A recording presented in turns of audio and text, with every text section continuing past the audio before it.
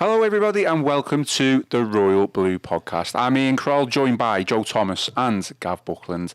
The agenda, we're going to talk about Everton transfers and how close Everton are to signing Iliman Ndiaye, as well as the sensational claims from Manchester United minority stakeholder Jim Ratcliffe that the so-called, quote, Big Six clubs should have more voting rights than the rest of the Premier League. Ratcliffe gave a rare in-person interview with Bloomberg in which he stated his so-called vision, and we're going to talk about that on today's show, as well as other things PSR related. First off, let's say hello to Gav and Joe. You've switched chairs since Friday, so you've threw me a little bit. But first off, Joe, how are things? Good weekend? Yeah, not bad, cheers. Yeah. Watch England? I did. I finished off our shift yesterday and got to 5 o'clock and was relatively confident there wasn't going to be any more drama lurking in the final hours of PSR deadline for Everton. And, thought I'd go and watch England for some light relief, and instead it was probably more painful and torturous than anything else I've had to do in a long time. It was, wasn't it? And there have been some bad times watching Everton in recent times, especially this, during that horrible period of late winter, early March, and that was up there with as bad as any of them, I think. I think it was, wasn't it? But obviously we got through, so that's the main thing. Gav, you out for a couple of jars watching England? I was actually, yeah, and I share Joe's pain. Alcohol did not dim the pain whatsoever.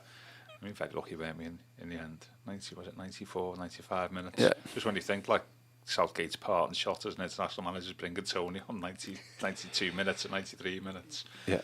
Very, very lucky. At some point, that's got to run out, though, hasn't it? We need to up our game.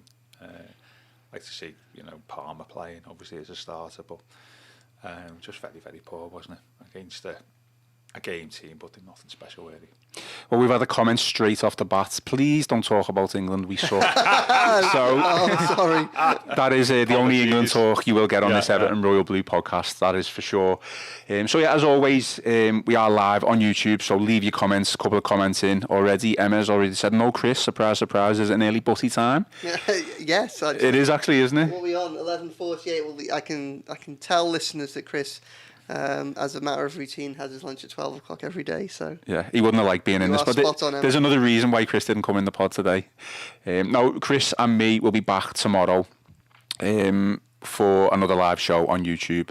So, as always, as I mentioned, get your questions in, get your comments in on this stream. We are live, and give us a subscribe and show us your support.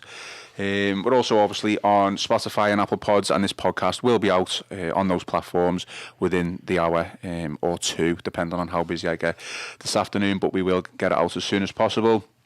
Let's go into it then, lads. Plenty to discuss. Obviously Everton related, PSR related, transfer related, but kind of get this one out the way, I suppose. And Joe, I'll come to you on this one first. We're going to talk about the comments from Jim Ratcliffe. I feel like they do need addressing because it caused a bit of an uproar with, not just Everton fans, a lot of fans from the Premier League. I'll read out the quote from Ratcliffe where he basically stated people only watch the Premier League because of the so-called Big Six. For anyone who hasn't seen or read the quote, this is it. Quote, the Premier League need to be careful that the top six clubs are not disadvantaged. They don't get reasonably strong say. At the end of the day, it's those six clubs that drive the interest in the league. That's what the world is interested in.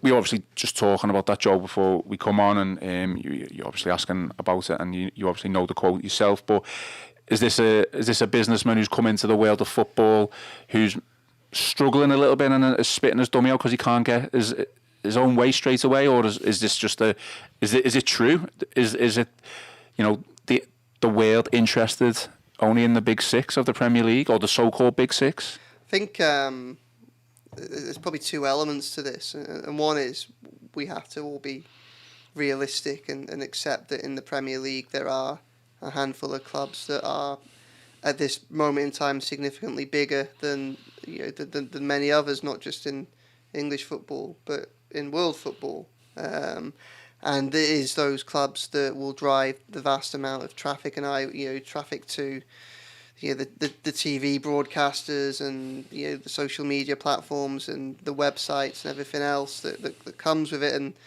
are a big part of it's those bigger audiences that help to underpin the global success and the financial success of the Premier League.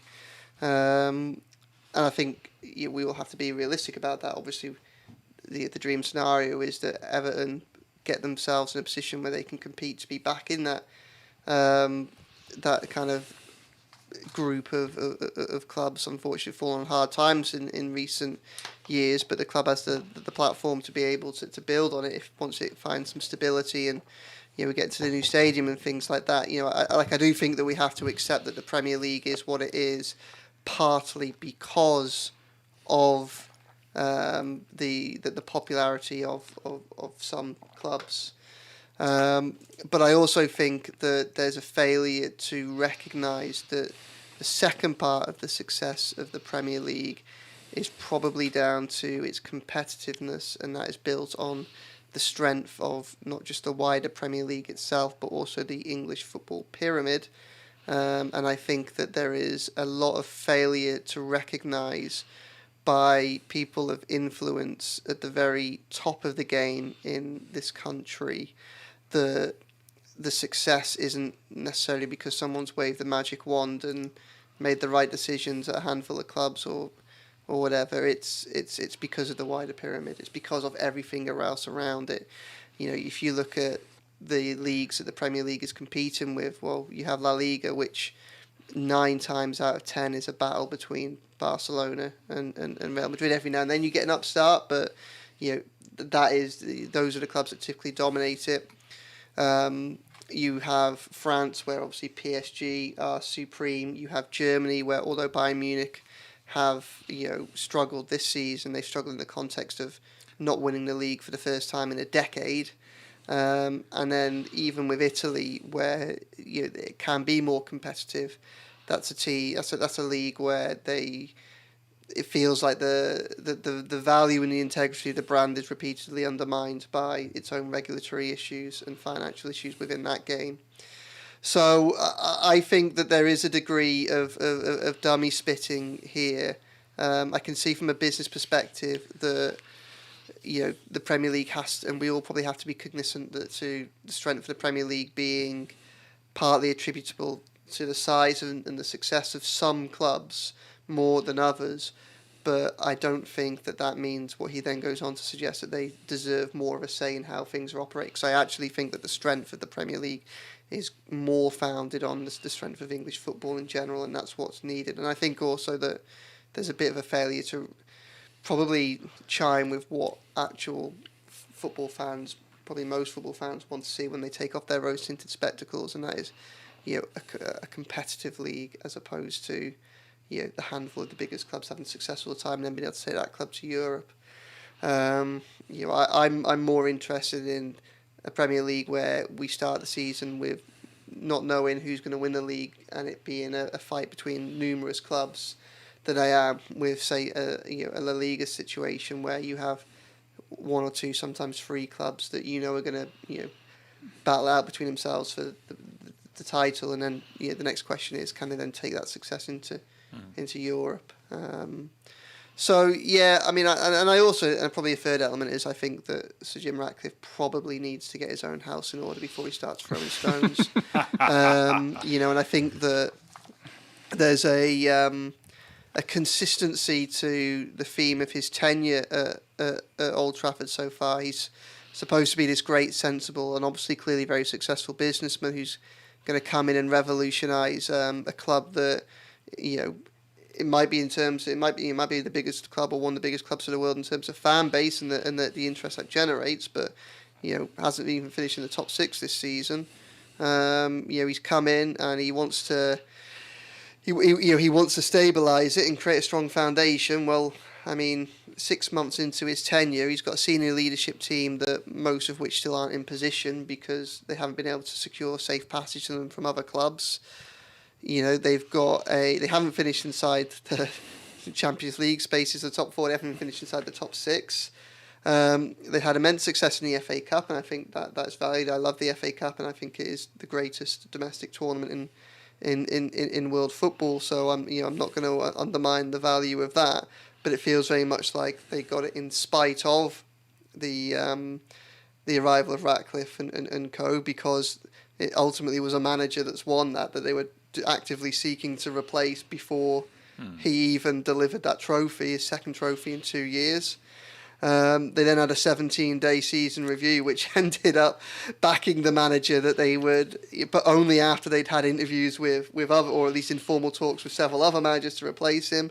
And then their first foray into the transfer window in this brave new world of we're going to be sensible is to offer a derisory bid for Jared Branthwaite, which was so low that Everton just laughed it off. And, you know, if they had a head start on anybody else to secure or at least try and sign one of the best defensive prospects in world football right now, where they've blown it because they were stupid. So maybe some of it is a reaction to him coming in and realising football isn't as simple as, you know, a knight and a billionaire coming in and clicking his fingers and getting exactly what he wants. And I think it's a good thing that football isn't as easy for someone like him to walk into and get what he wants. And that is where the strength of the Premier League lies. I mean, Gav, obviously somewhat of a newbie to the world of football. Joe's just eloquently put, you know, his detailed timeline at, you know, coming in at Manchester United. But, you know, is this not a sense of arrogance, entitlement, or is he spot on? Is he right about the world? I can top think six? of three significant figures in Everton's history over the years who made similar statements, going back to John Moores in the early 60s. So it's nothing new here. Indeed, if you remember, lost in the, you know, the European Super League, if you remember that Project Big Picture in 2020, where the driven by Man United and Liverpool, they wanted to restructure the voting rights within the Premier League. So at the moment, every club gets one vote. Yeah. 20 clubs, and you've got to get 14 to pass anything. Which, as Joe said, there's a check and balance there, isn't it? You know, that ensures that, you know, it's fairness and it's democratic. What Liverpool and Man United said, though, and you can see the arguments about this, a lot of clubs are just passing through the Premier League, aren't they? Say Sheffield United last year, so there might be a massive issue that a club that doesn't suffer the impact of it, doesn't impact because they get relegated, whatever, as a vote on, even about the future of the Premier League, even though they are only just transitory. And so Project Big Picture in 2020 wanted to narrow down the voting on the big issues to just 8 or 9 clubs, the big 6, us, West Ham, and I think it was Southampton. And they would have to, 6 of those 9 clubs, if they voted in a certain way, that would you know, for anything from TV rights to whatever, you know, associated party transactions, all that type of stuff. But that was thrown out. Or, you know, when they went to a vote, that plan was thrown out because the Premier League exists and it was formed as a democracy where every club gets it's got equal power.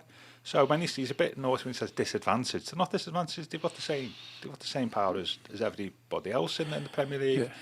Yeah. You know, and 60% of the gate revenue that Man United get during the season it comes from games against, you know, clubs outside the top 6. You know, got the commercial revenue, you know, pitch side and all that is because the televised games and they're playing against top 6 clubs. So they get enormous revenue from the other 14 so they're already reaping the rewards of being, you know, one of the top clubs. They're playing, you know, 19 home games a season, of which 13 of them or whatever, 14 of them against clubs outside the top 6. And that generates enormous revenue for them. So I understand what he's saying about the global reach of the top big 6. And that does, and you put some stats around this. There's 800 million followers of Premier League clubs across Twitter, Insta, or whatever it's called, and that's what Facebook, the kids call it. And 700 million of them are for the big 6 clubs. So 90% of the internet, social media traffic is to do with big 6 clubs. So I get what he's saying, but you need the other 14 clubs to survive financially. And one of the reasons why the Premier League is so rich compared to the other leagues that Joe's talking about is because it's competitive. You've got some, you know, like Everton, like Villa, historically big clubs who are competitive, and that's why ultimately Man United and whoever, you know, they get revenue on the back of that, and so he I can see what he's saying about the global thing, but he's been disingenuous that we're disadvantaged or there's potential to be disadvantaged. Well, you're not. You have the same vote. That's what you voted for when the Premier League, you know, those are voting rights that you agreed to 30 years ago. And it's been put to the test, and all the Premier League clubs voted against that in 2020. So I can see very little, chance of that changing in the near future. And then somebody might want to remind us not been the Premiership since 2007. If you're going to talk about the failings of a league, get the name of the league. That would be my guess, and also probably need to look at the roof at Old Trafford before you start spouting off. If I was a Man United fan, I'd probably think I'd have rather have that as the priority than some dream you've got in the future of future dominance. Because and the other interesting thing as well, which is not in there, I think in the wider thing, he said that the big clubs were acting as a cabal of six before the European Super League, didn't he? Plans, and now he said that doesn't exist anymore. So there's probably been a fallout, hasn't it, between the big six? I would imagine between Manchester City and probably Chelsea and the other four over the European Super League. That sort of split them up. City didn't even want it in the first place, though, did they? They don't need it. They're rich enough as it is. From what I remember. I think Chelsea were sort of in the same boat at the time. And so it's interesting to see he said that though he talks about the big six, they are not they appear now from what he's saying not to be acting corporately as a six. There's a split between them, which I thought that was quite interesting, and because of the European Super League, where some wanted to, some owners wanted to join, not the clubs, wanted to join, and some didn't. We need to make that clear. The clubs didn't want to join the Super League. Some of the owners did. But it was quite an interesting conversation, but I don't think it's going to happen that the voting rights are going to be changed anytime soon. And that's for the good of the Premier League, and as Joe said quite rightly, for the good of the football and pyramid. As exemplified, what was that thing about the original England training squad before the Euros? I think of the 30-odd players, 3 of them had come through Carlisle's academy, hadn't they? Which it says a lot, doesn't it? You have a look at the England team last night. Where those players come from? Sheffield United, all down the football and pyramid. So that makes for a strong England team, and that keeps interesting the national sport. So I thought he was a bit self-entitled, and I don't think it was a particularly good interview, to be honest with you. Yeah. Didn't come across well at all. Well, United didn't even finish in the top 6 anyway. What makes a top 6 club or a big 6? If I was in the top 6 now, I'd be worried about City's domination and the long-term impact of that. Yeah, it's interesting. It's interesting to see the television rights in France have fallen through the floor because of PSG's dominance, doesn't it? Well, it's an interesting point because obviously Joe says that obviously the Premier League is competitive, which it is. I do believe it is. There was 2 to 3 clubs going for the league this year, but let's face it, City have won 4 out of the past 5, haven't they? If I was Ratcliffe, I'd be more interested in City's domination and the structure they've got in place to maintain that, even if Guardiola goes. That's what I'd be focusing on, not on the other 13 or 14 clubs outside the big 6. Because you've got a big one at the moment, haven't you? When it comes to Premier League terms. I don't want to dwell too much on this. Obviously, I think it was a relevant talking point to make, but it impacts on us, though, doesn't it? That's what I mean. Yeah. The Premier League, we vote on stuff. Other clubs vote on stuff that are in the Premier League's interest or in our interests. But not that we would say it or think about. Does historical, longevity within the league mean that you should have more than one vote? I would suggest not. Yeah. Really, I would say, as Joe said, a democratic process of each individual club every season voting on whether new rules come in or new rules go out. That has always been the case, and I think it should stay the case. And that's what Project Big Picture, as I said, wants to do in 2020 is just on some of the big issues. Only the legacy members, the 8 or 9 people that have always been in the Premier League, would vote on. And that was thrown out. So I would imagine if they did it again, it'll be thrown out again. I mean, there's comments coming in, so I'll get to them now just so we can finish off on this point. But someone says, I'm at the stage where I'd rather the so-called Big 6 leave to go to a Super League. The Premier League may not bring in much money, but it would be far fairer and far more competitive, better for the fans. Would you agree with that? No. I can understand why the listener feels that way. I think sometimes it's probably easy to almost lose sight of the bigger picture because of how badly Everton have done in recent years. Because really, when you look at what's happening at the top end of the Premier League, and then obviously our hope is that Everton start pushing towards that as soon as possible. But if anything, it's been contrary to what we would perhaps have expected, because those Big 6, with the exception of Manchester City, consistently winning or, if not winning, becoming very close to winning the Premier League.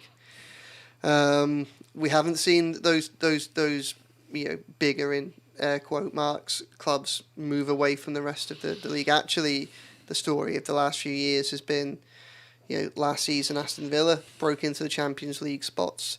Season before that, Newcastle, albeit on new money from a difficult source, but nonetheless, a new club in there. We've seen the likes of West Ham and Brighton go into European football and do well. Some clubs which perhaps are they are illustrious names of the English game, but perhaps wouldn't necessarily expect to have those opportunities. And I think that it's probably worth remembering that those opportunities are there for Everton and have been there for Everton if the club had been run better, and they will be there if the club does find stability and can grow from there. I think actually this is the comments of Sir Jim Ratcliffe, like a lot of the other moves in this, like the reaction to the big clubs typically just not having life made easy for themselves, and they've got two options. They can either run themselves better and be more efficient football operations, which Manchester United are as dysfunctional and chaotic as they've come and have paid the price for that. Chelsea have been the same and they've paid the price for that. Spurs have been the same and they've paid the price for that. And that accountability for how you run yourself as a business is actually to the strength of the Premier League, not the detriment. And really what these clubs in their own self-entitled ways are trying to do is find new ways to protect themselves from being caught up, even if only by one club at a time, because it's hard to maintain that consistency if you don't have the bigger revenues, as we've seen with Leicester. But really, it's those clubs trying to prevent that from happening. And when the beauty of the English game is that is what's happening, and those opportunities are there for Everton, and hopefully it'll exploit them. The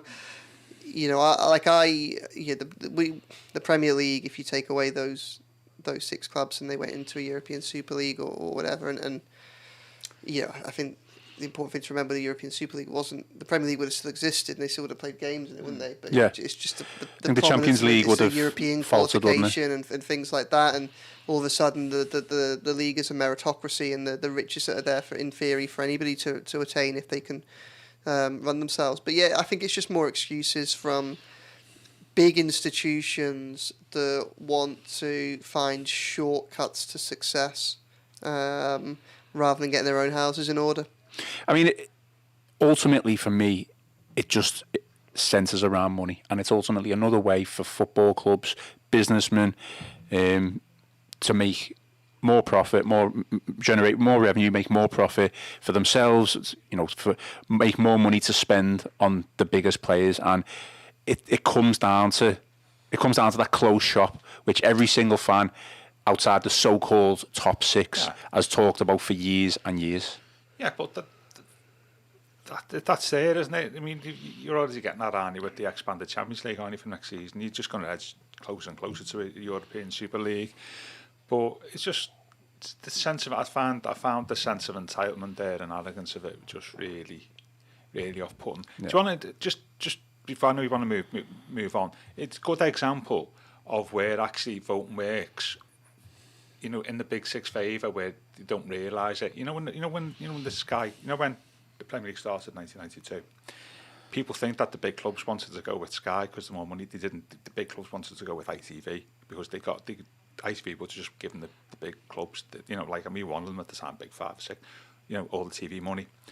But because of the voting structure of the 20 clubs in the Premier League, all the other clubs realised that they would get more money off Sky than ITV, so they all voted to go with Sky, and that's why we're with Sky, not because Everton or Liverpool or whatever wants to go with them. It wasn't. It was because the 14 clubs or whatever it was then wanted to go with Sky, and that's worked out well for the big six, hasn't it? Because they've got far more money off Sky in the long term than what they would have got off ITV, because it's a subscription model, and that's an example, I think, of why you need 20 clubs voting on an issue. Because in the longer term, it will benefit everybody, not just the Big Six and what they want. They've ultimately benefited from something that they voted against in 1992 because of the way the other 14 voted. So you've got to be careful what you wish for when you say you want you know, just to restrict the voting power base. Is there a danger though that, you know, all this could just blow up in everyone's face, as in, you know, the so-called Big Six were punished, weren't they, for trying to leave the league? You know, I don't know whether they were effectively punished. I don't know. But is there a danger that this Super League could come round again at some point? Absolutely. And, you know, like say, obviously there was some comment there saying just let them go, let, you know, the remaining teams just fight it out for themselves, and it might be more competitive. But what you're looking at with the Super League is an effective NFL. I'm not big on American sport or anything like that, but that is a closed shop, isn't it? The NFL, effectively. That's why there's a lot of American owners, I think, in the Premier League would want that, probably including ours. The thing I'd say about it sounds rather romantic saying about let the Big Six go and we'll have like a really competitive league. Our stadium is built on a Premier League existing, isn't it? And the revenues from that. The first casualty of that will be Everton, if that were to happen, because we've got an asset to pay for on the basis we get Premier League revenues. They don't happen, then we're in a very open position, aren't we? So that's why we wouldn't want that for a start.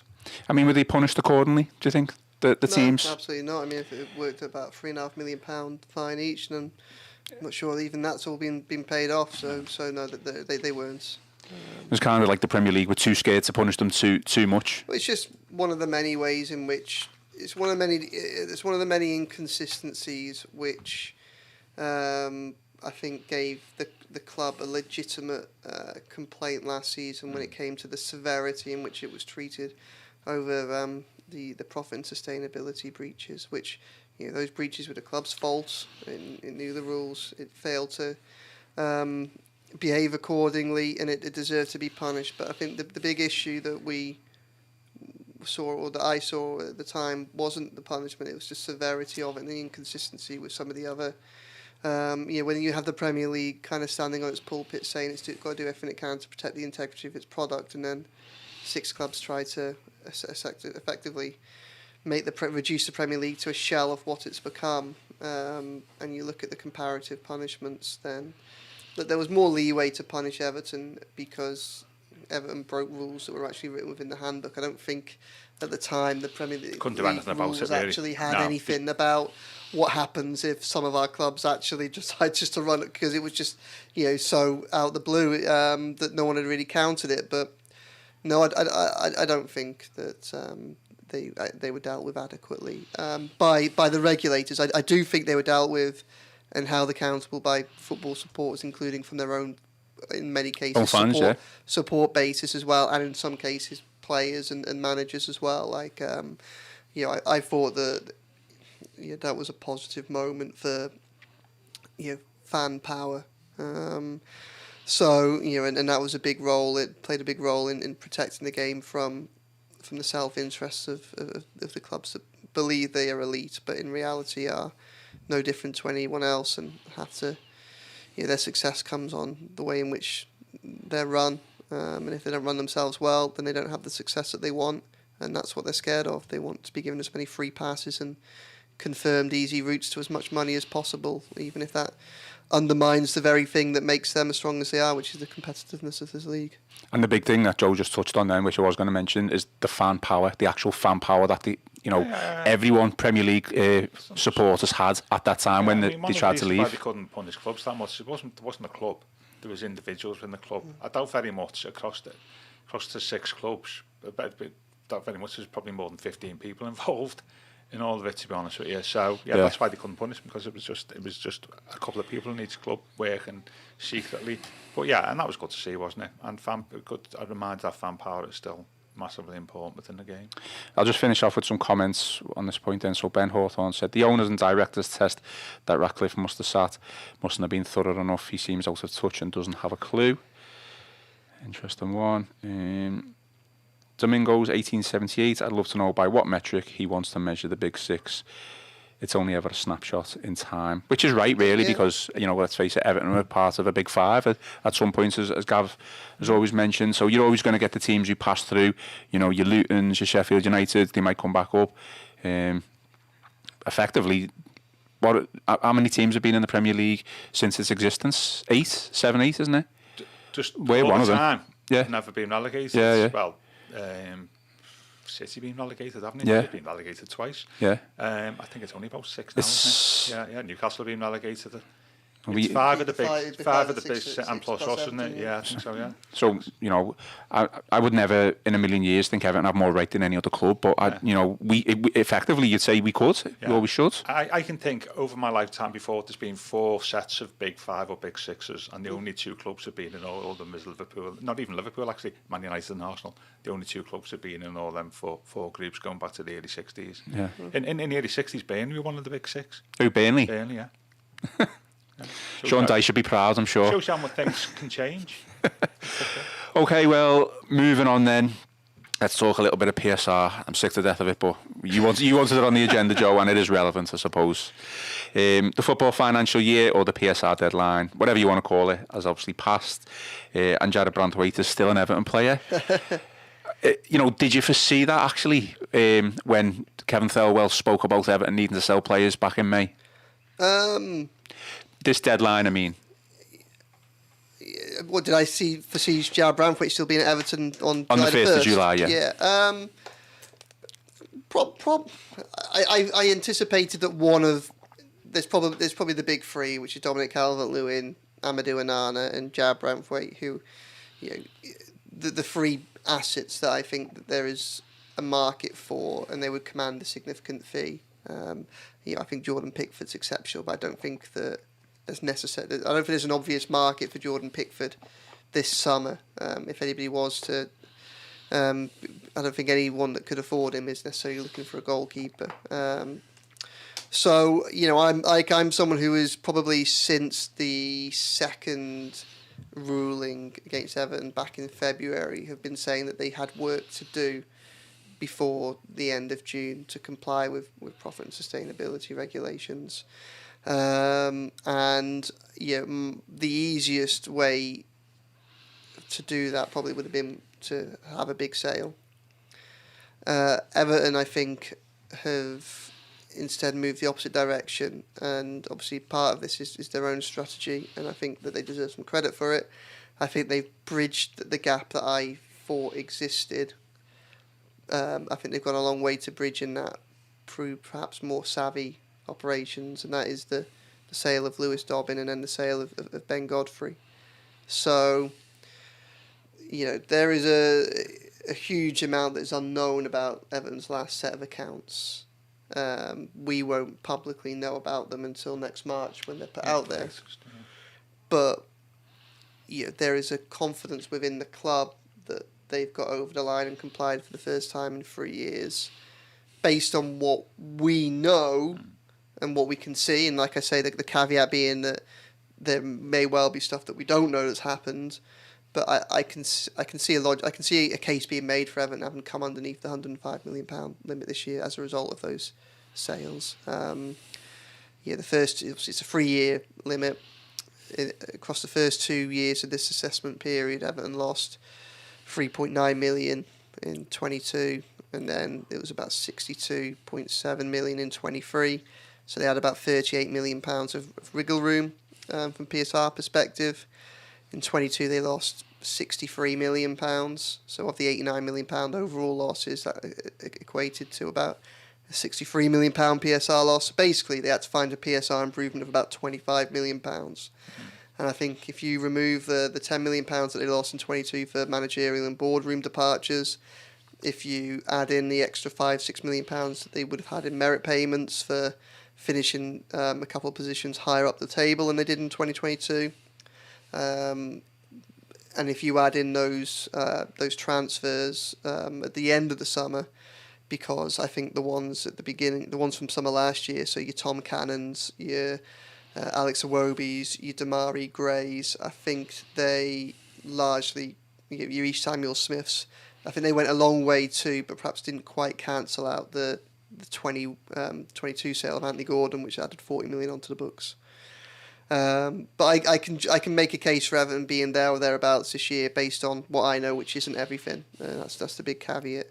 And I certainly think, I've said this a few times, that I think that based on what we can see publicly, at the very least they'll have got themselves into a little kind of grey area corridor of uncertainty where the breach, if there was to be a breach, it would be small enough for Everton to have some strong mitigating arguments. For instance, like, I think that Everton could make a case. Premier League might not accept it, but I do think there'd be a case, say, if Everton had breached it by a minor amount, for them to say, well, if we didn't have 8 points deducted last season, we probably would have finished.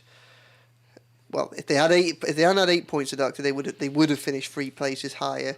If you add 2 more points onto that, which I think if they hadn't had the uncertainty of the process or hanging over for so long, they would have got. Well, all of a sudden, you're looking at losing out on maybe £15 million in merit payments, which would have which probably would have taken them over the line if they hadn't got there this time round. So, I think Everton have a stronger case this year based on what we know than they will have done in the past 2 years.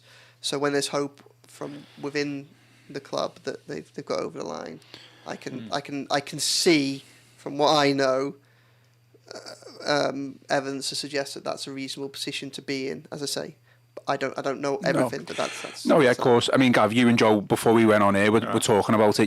The figures, and to be honest, a lot of it was going over my head. So I don't over my head, so don't worry about I don't claim to completely understand it. I just think, obviously, Joe's. Like you say, we don't know. We don't know. No. But you'd probably say the most important thing now is that, bringing it back to football terms, Jarrad Branthwaite is still an Everton player. It's the one player we didn't want to lose this summer. So that means that if, an astronomical bid would have to come in now, really, for Everton to sell, because what difference does it make? We're not going to sell him probably for anything less than 50-60 million pound. It's going to have to be in the region of 70-80 million to test the waters, and then for us to look to weigh it up and say, well, okay, we're losing probably a world-class talent. Obviously, we know it's only potential. But could Sean Dyche build a team based on the sale of this particular player? Yeah, I'm not sure. Let's carry on the PSR discussion. Yeah, go on. Joe mentioned that, done an article this morning about it, and we've been across this, haven't we, for a while on the pod about. He was saying about we didn't need to sell Branthwaite as good for before the end of the deadline, but actually the PSR challenge, and we don't want to go through the figures, is far worse than this year than what it was in the previous year. Because I don't know if I'm bored, and I've spoken about this. We've lost a good year. So in a 3-year rolling programme, if you lose a good year, you've got to replace that with another good year, and that's what we've got to do in 24-25. And so the likelihood is, within that, we will have to make a big sale. The good news for us in that doesn't necessarily have to be before the start of the season. That could be at the end of the season, before the end of the next deadline. So. Regarding Branthwaite, that there's a possibility, maybe a probability even that actually he could still be playing for us next season, and at the end of next June we meet PSR. But even though it's a bigger challenge for us, so I think that's the good news about this, assuming that somebody's going to prepare to pay the price. And as we said on the pod on Friday, hopefully buying that time will enable hopefully other clubs to come into the market. Unfortunately, you said that in your piece this morning, didn't you, Joe? And so that's got us out of a little bit of a hole if you've been able to sell 2 or 3 players to avoid selling, a big, marquee player. So the likelihood of Branthwaite playing next season is good, unless we do get an offer we can't refuse before the start of the campaign. Yeah, I think the way we probably have to see it is that Everton haven't lost they still need to act pragmatically in this transfer window, and that's it. So could they hold on for 70-80 million pound for Jarrad Branthwaite? I still think they would have to assess everything in terms of what they're going to do this window. And I say as I've written this morning, that the PSR challenge is far harder this year than it was for last year. And even if Everton, as we think they may well have done, got over the line in the last year, those are still 2 years where they've had big losses, and the big losses have happened even with the sales of 40, 50, 60 million pounds worth of players each year. So to some degree, that has to be replicated this year as well to give Everton a chance of meeting a far smaller loss target. There are benefits. I think the wage bill will probably go down a little bit. You look at some of the commercial work. Obviously, Everton have managed to tap into a record-breaking deal with Castore. Some of that commercial work, we're starting to see a bit more improvement, and we're starting to see the allure of the new stadium.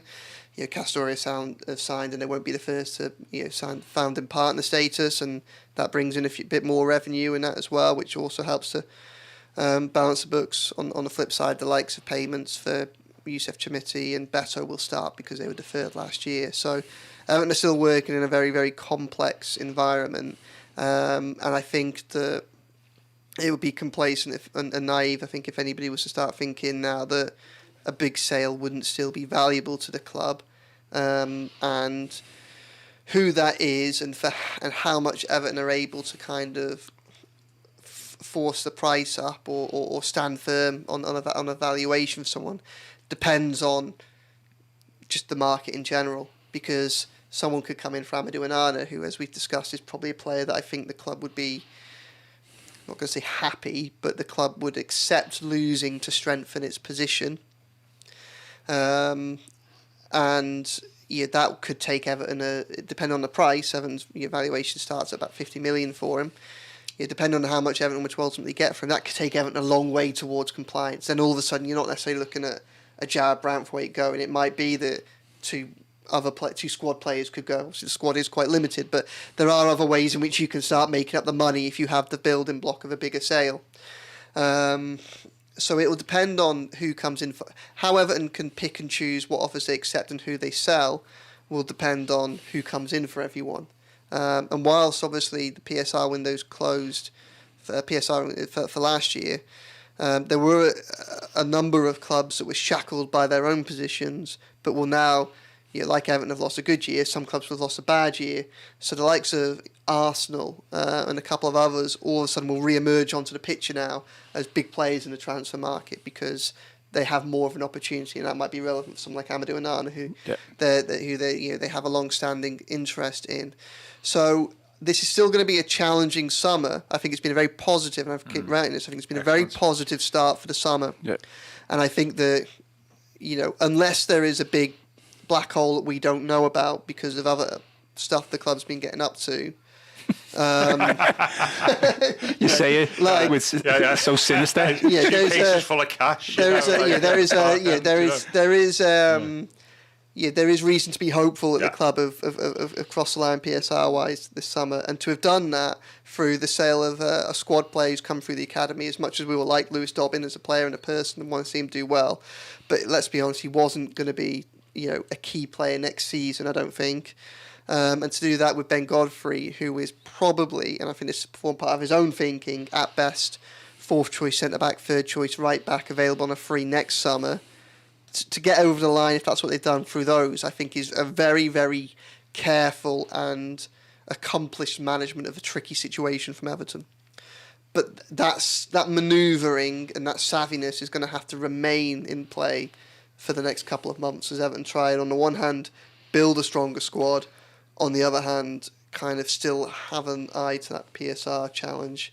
But like Gav alludes to, when it comes to someone like the bigger players that Everton would like to keep hold of, having overcome the last year, having got to the beginning of July and start the new financial year, Everton are in a much stronger position to operate on their own terms, and they are also, and that is in part because they now have 12 months to assess their picture, and for someone like Jared Branthwaite, that might mean that if Everton think that they can keep hold of him this summer, and they don't receive bids that are up to their mark, well, they can hold on to him for a season and then do almost what they've done this year, what they tried to do a couple of years ago with Richarlison, and make the sale that gets them over the line in the first weeks of next year's summer transfer window, and that way you get the benefit of that player playing for you for the whole summer. So it's been a big step forward, it's been progress, it's been positive. There's still hard work and challenges to come, and we shouldn't be naive to that, but Everton probably couldn't have started the summer any better than they have done. More things are in their control now than there were 2 weeks ago, and that gives them a better chance of preparing a better squad for a better season next year, and that's a good thing. Yeah, absolutely. I mean, we talked about that, and we selling players for, coming in at low value transferations and then selling for high value. That is the model that Everton are going to have to follow. Gav, before I come to you on this next question or next point, just bring the mic slightly closer. Okay. Someone said you're a little bit low, so if you want to just come a little bit further forward. So someone's mentioned also in the comments. Yeah. I don't think we've touched on this in this podcast, but stadium rights as well. Stadium right deal. What do you expect Everton to do with regard to that? Obviously, we've got potential new owners. Well, that's wait and see. Stadium rights deals are notoriously difficult to get across the line, aren't they? I mean, I think West Ham and Spurs are still without them. I think United are talking about it, so they are very. You don't just rock up one day and says, "Oh, let's get a stadium rights deal," and on Monday morning you got one by the Friday. They can take a long time, but that's talking about part of the. That'd be part of the plan. That's always been part of the plan, and obviously we now know because of the the commissions that what that plan was, and because of events elsewhere, that's not come to a conclusion.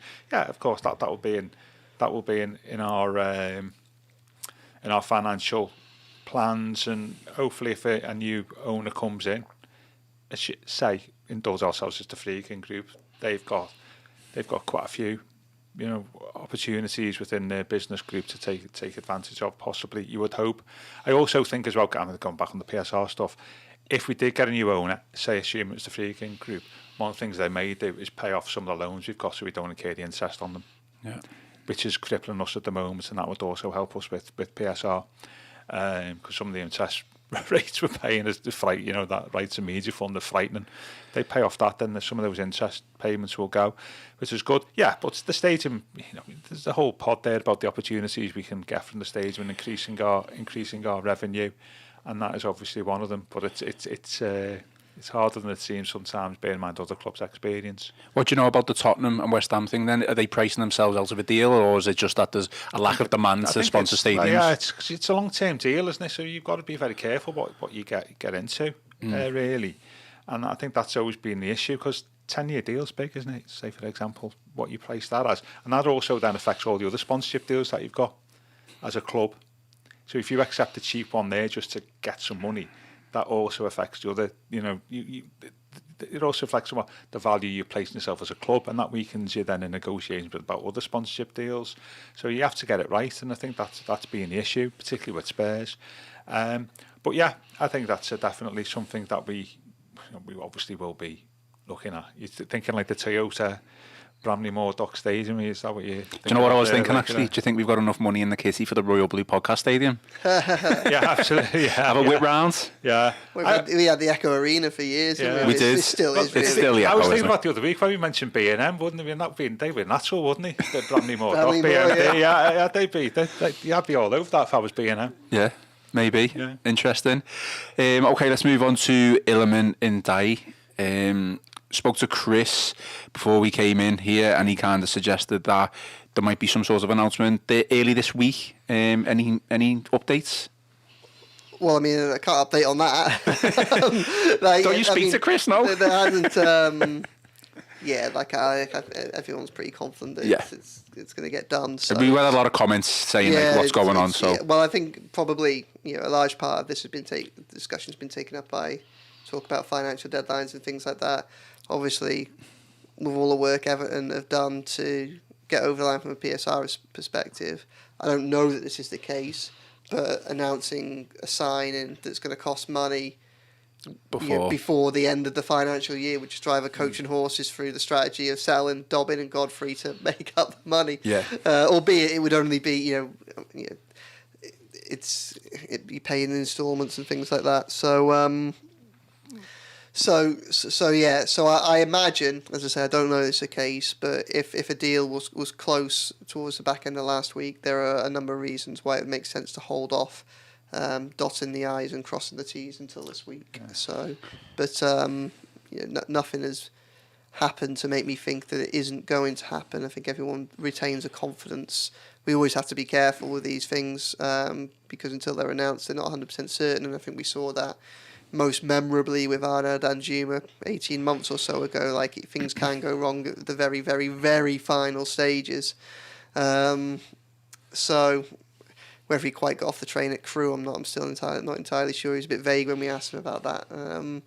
But yeah, so I mean, I think there's confidence that Everton are moving on to looking for their fourth summer signing at this point. So Just a few tidbit comments then. So Emma has asked, and I think we did a piece on this earlier in the week, is there any truth into Dominic Calvert-Lewin's personal terms was what put the blocks on the Minter move?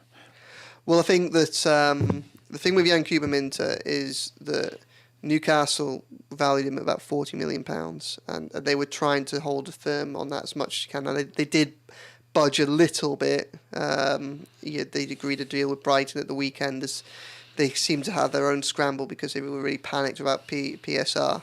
And I think it was ended up at about 30. So it was still pretty close.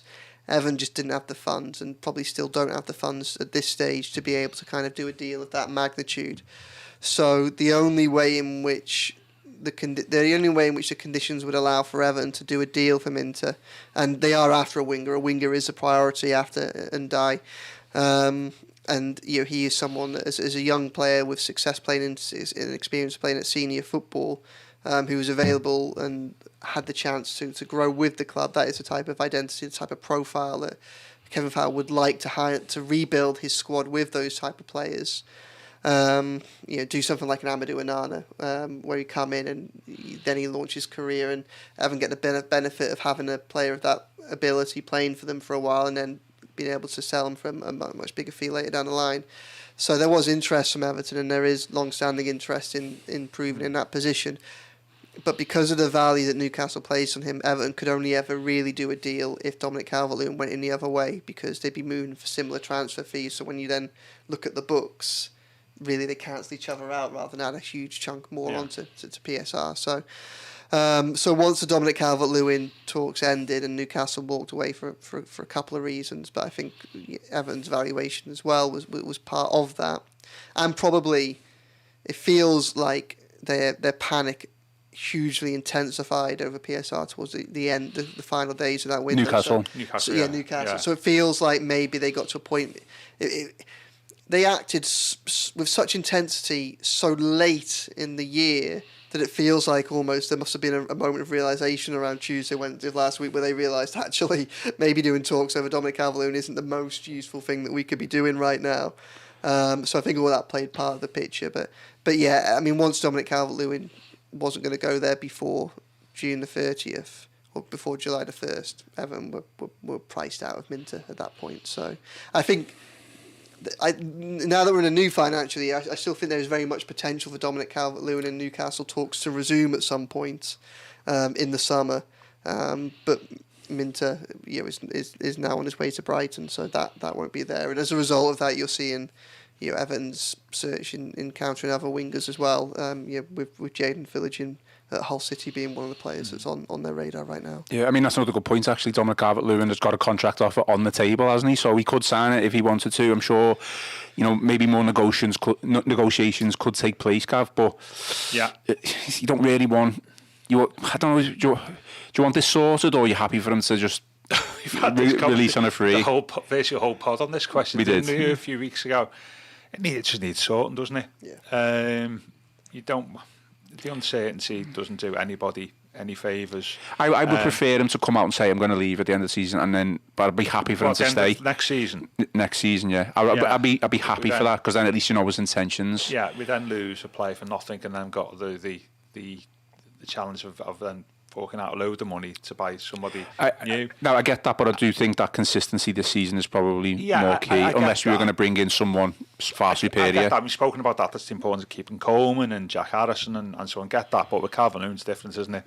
And it needs sorting. I think he needs to sign a new contract, or we attempt to sell him, to somebody else. And as Joe said, Newcastle, be possible changing their circumstances.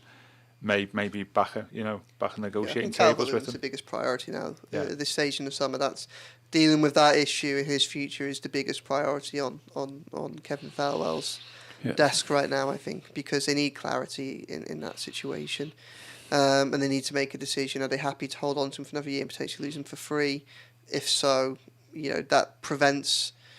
That removes the risk of this season having to replace a player that I don't think, even with a lot of sales, Everton could find the resources to replace his experience and his quality. Obviously, they might strike lucky, but I think it would be a huge risk if they were to sell him. But obviously, there's also the risk of keeping hold of him when things like PSR, like I say, if they sold him and they sold Amadou Onana, if the approach is keep Jarrad Branthwaite at all costs, then another way to massively strengthen Everton's financial position would be Amadou Onana to leave and to sell Dominic Calvert-Lewin, which becomes a far more palatable equation if Calvert-Lewin is keen to go and he isn't going to sign a new contract. But what Everton need more than anything is a resolution on that, and I'm sure that talks will be taking place with the player.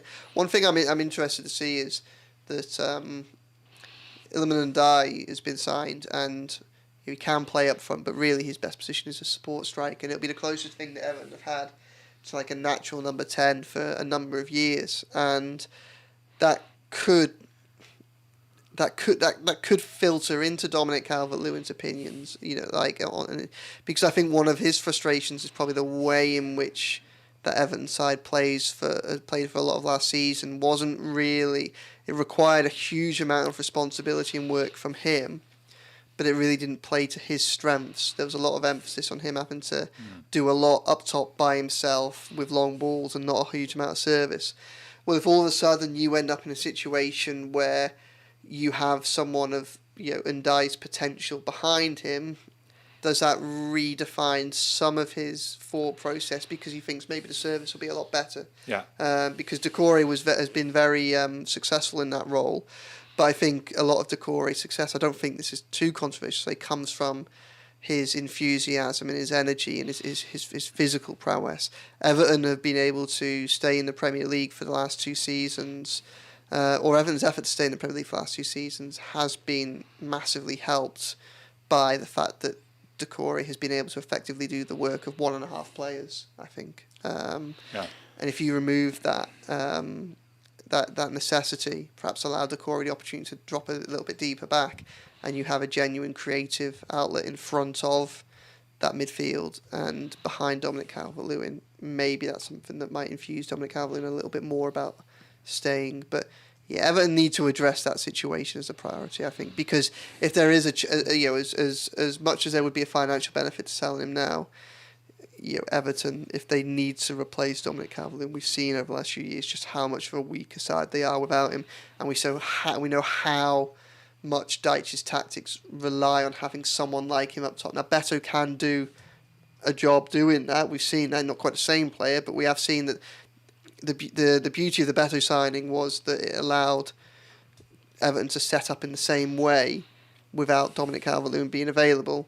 But there is a significant drop-off in experience. I think from what we've seen so far, probably quality as well. And Everton would need to do some work to at least try and address that if they were going to go into next season without Dominic Calvert-Lewin. It can't be a situation that they're resolving on the final day of the transfer window.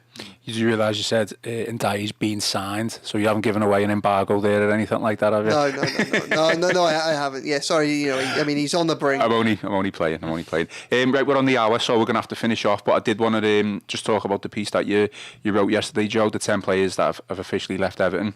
You don't have to go into all the 10 players, but one that I did find interesting was Dele Alli is still training with the club. So what is the situation with regards to that? Well, he wasn't one of the 10 actually. No, I know, but he obviously name referenced. I mean, his contract's up, so that's that. So he's essentially a free agent now, but he's one of a couple of players, including the academy players Sean McAllister and Liam Higgins, who have entered the summer with injuries and essentially are being able to use the facilities at Finch Farm to help recover from those injuries and hopefully give them an opportunity to find new places. Dele's a really interesting one, and it's quite nice. I saw some footage of him doing some training ground work. I don't think it was at Finch Farm, but over the course of last week, and he looked in good nick, as much from what little you can tell from players taking part in passing drills, and be a really interesting one to see how that develops, because there is room in Everton's squad for a player of his ability if there's any confidence that, one, they could get him back onto the pitch with any consistency, and two, they could do so on terms that would be better for the club than what his wages have been previously. So it's a really interesting one to watch. Am I right in saying, sorry to interrupt, but if he was to, say, sign a new contract with Everton on whatever terms, we would still have to adhere to Tottenham's Tottenham's valuation I'm not or entirely sure, deal. to be perfectly honest. Trying to work out trying to get to the bottom of the finer print. That was my understanding, but I might is, be wrong. Is proven quite difficult, Yeah. and I think that clubs are unwilling to discuss it because I think there's also sensitivity around, Dele's recovery and things like that. So. It's a really interesting one, but I mean he is formally out of contract now, so it wouldn't be something that I've necessarily seen before in football for his old club, but one to still retain some sort of control over or contractual obligations over what happens next. So I mean, it might have been a very, very savvy move from Spurs, but it would be an unusual. Yeah. I agree. I thought that's what I read, so I wasn't too sure on the situation. We all know what Levy's like. He's a bit of a smooth operator when it comes to negotiations and tough transfer talk. Let's finish off then. Any final remarks, Gav? All good? No, all good. I think we've covered a lot of ground there as ever. Yeah, we got 350 odd people watching live. Hopefully, we've had some of the hard conversations on day one of this new financial year, which means that we can now just push on and say, look, we've noted them, everyone's aware, let's hopefully try and move on and continue with some of the Yeah, I mean, it ends on a positive. We spoke about this a couple of weeks ago. I feel far more positive at the start of this financial year about the prospects of the club on and off the pitch than I have done since pre-COVID, it'll be going back to probably Silva's first season, I think in 2018, 19. I think I feel far more positive about the way the club's going, and to be fair to that, well, it does sound as if there is a plan there, isn't which we've needed for a while, and there's a certain savviness about our dealings after deals that we've done and not done. More important, just as importantly, that perhaps has not been there for a number of years. One final question, sorry, because I don't know this answer, and I don't know whether this has been a date has been set for this. But Dave Marker said, "When is the stadium interest hearing?" Yeah, no date at the moment. Again, that's formed a chunk of the pieces that I've written. It's the other caveat with all of what's going on from trying to assess Everton's PSR position. The club and the Premier League had that outstanding dispute. It was noted in February. In the second case, it was deferred because it was deemed too complex to discuss at the time, and I think it's a great. I think it's really frustrating that hasn't been resolved as yet, because it's something which, if Everton were to lose that argument, then it could redefine their PSR calculations for the last few years, including the year that's just ended, and it could end up being the type of decision which, if Everton were to lose, bearing in mind you would anticipate that because they thought in their view they'd been doing the right thing. This is an argument over how Everton have dealt with interest on loans. It says was specifically for the stadium, that dates back to the 23 year. So you'd assume that they've used the same accounting approach for the 24 year. Yeah. So I mean, there's a potential there for there to be a significant, for Everton's PSR position to become significantly more challenging if Everton were to lose that argument. I think that it's a failure of the Premier League to have given Everton clarity over that within a time frame in which the club could do something about it. Because, if I think this is a source of a point of mitigation that Everton would have if it was to come to anything. But if Everton were to lose that and then be retrospectively dealt with and end up with more points or being threatened with more points deductions, the fact that Everton would be finding out that their breach was bigger after the time when they had any ability to do anything about it, then I think that would be absolute madness. So, or I think it would be really unfair.